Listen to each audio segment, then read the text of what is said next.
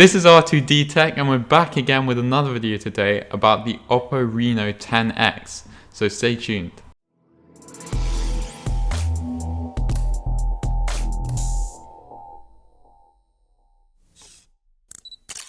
This phone actually came out in June, and it's what I would describe as a flagship killer. It's got all the flagship specs, but for a much more reasonable price, which we'll go through. Its headline feature is its 10 times zoom in the camera, which is really impressive, and we'll go through that as well. Arguably, the main point about this phone is the cameras. On the back, it has a triple camera setup. The first primary lens is a 48 megapixel lens, which is actually amazing. It's going to pick up a lot of detail. Arguably, the most important lens on the back, or the most significant lens, is the 5 times optical zoom lens. It can actually go up to 10 times zoom if you include the digital zoom, but then obviously you would lose quality past the 5 times zoom.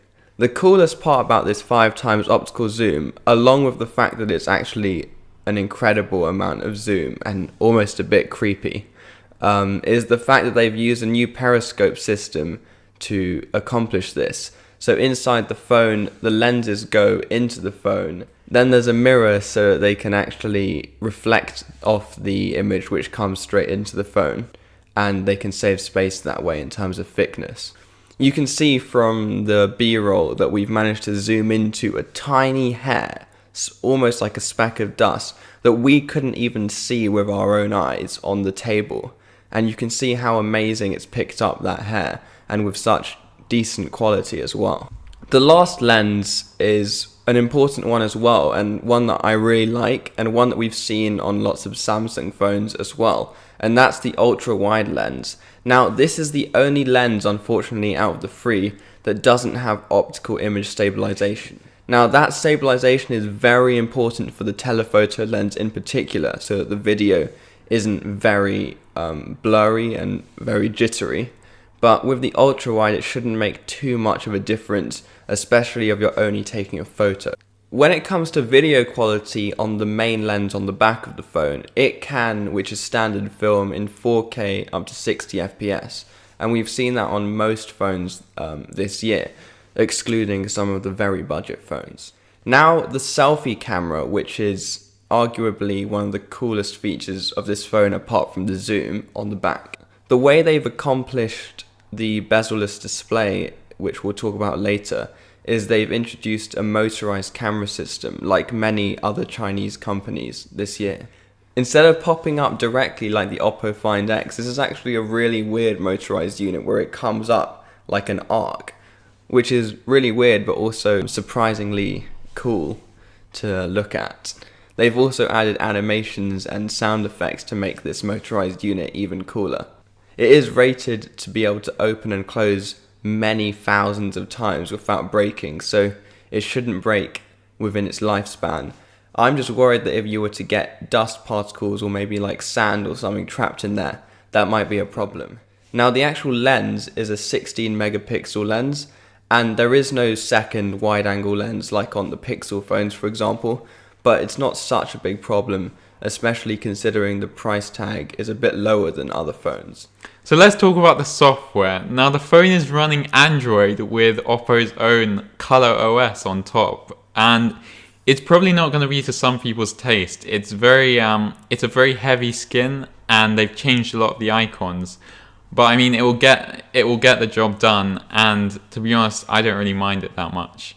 In terms of design, the phone is basically a glass sandwich. You've got glass on the front and back, and then an aluminium frame, which is pretty standard nowadays.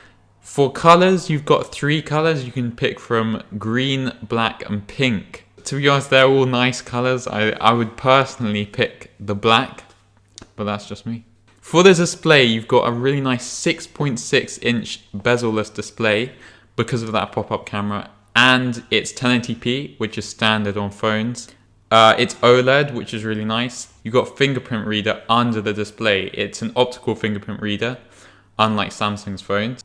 They can actually be faster, which can be an advantage if you want that.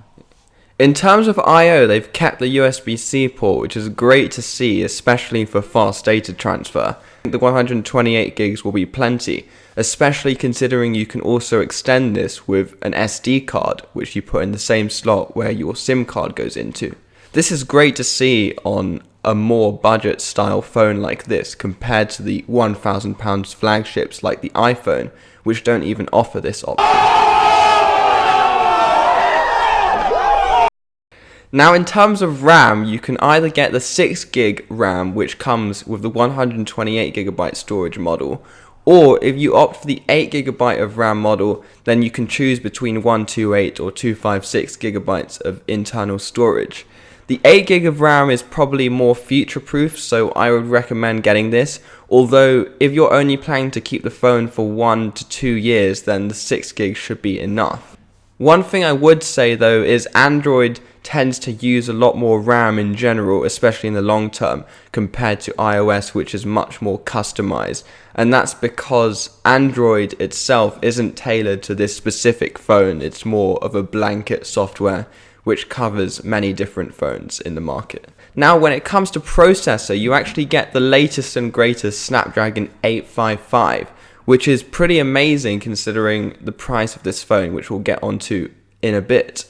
But that's great to see. You're going to have really snappy responses and some AI features perhaps in the camera and in other areas which you might not have seen on previous phones. One last thing to mention when it comes to internals is that you do get an Adreno 640 GPU, which is the latest one, and it's going to give you great performance when doing all sorts of games and running any app on your phone. So you can actually get this phone for £450 right now, and that is a great deal considering the specs and some of the cool features you get, and also considering that the latest flagships from Samsung, such as the Note 10, are almost or even above £1,000. So it's a great deal, as long as you don't mind maybe the operating system. I would recommend this to anyone. That's it from us today. If you like the video, please give a thumbs up. If you love the video, please consider subscribing for more content in the future.